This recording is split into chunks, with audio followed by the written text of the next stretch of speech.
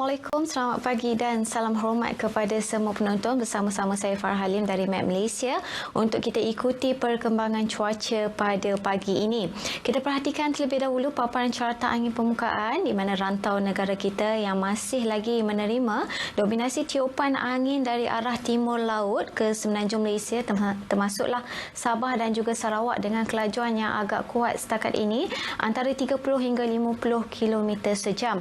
Ini juga jelas diperhatikan melalui paparan imej satelit semasa iaitu kelompok awan aktif yang dicerap di hampir keseluruhan rantau negara kita menyebabkan keadaan rantau negara adalah lembap ketika ini, terutamanya melibatkan kawasan semenanjung Malaysia termasuklah di sekitar Sabah dan juga di bahagian barat Sarawak.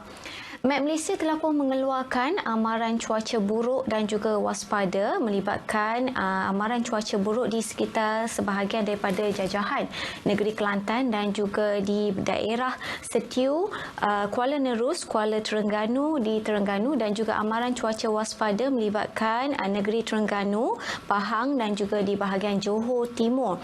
Keadaan hujan lebat yang dijangkakan berterusan berlaku untuk tempoh 6 jam berturut-turut ini boleh menyebabkan banjir di beberapa kawasan yang berkedudukan rendah di sekitar kawasan terbabit dan dinasihatkan kepada penduduk setempat agar sentiasa berwaspada pada ketika ini.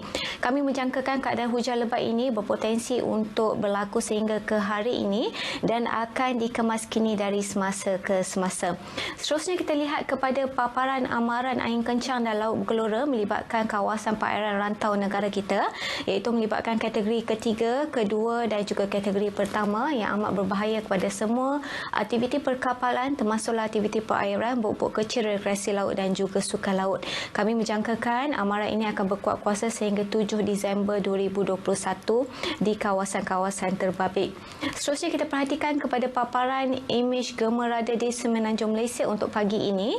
Hujan lebat yang masih lagi berterusan berlaku di sekitar negeri Kelantan, Terengganu dan juga Pahang ini dijangkakan akan berterusan sehingga ke awal petang nanti, manakala lain-lain tempat adalah tiada hujan setakat ini.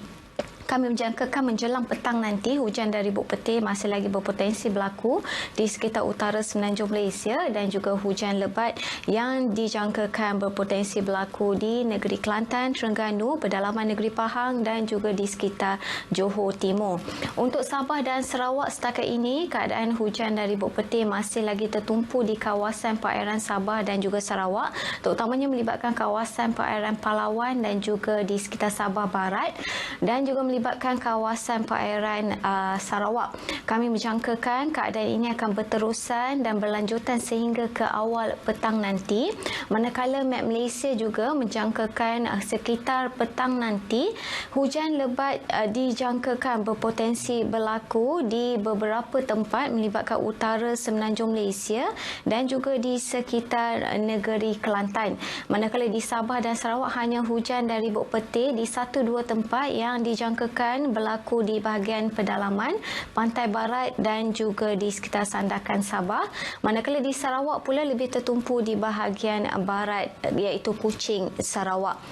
Keadaan kelembapan yang tinggi masih lagi tertumpu di kawasan perairan rantau negara kita dengan keadaan angin kencang yang melebihi 50 ke 60 km sejam. Sekian saja informasi cuaca untuk kali ini. Seperti biasa, sepanjang maklumat terkini berkenaan dengan cuaca dan gempa bumi seluruh negara, sila layari laman sesawang kami di www.met.gov.my, Twitter, Instagram dan juga Facebook rasmi @Map Malaysia. Sekian dari saya, kita ikuti paparan ramalan cuaca bagi bandar-bandar utama di seluruh Malaysia sepanjang hari ini. Assalamualaikum.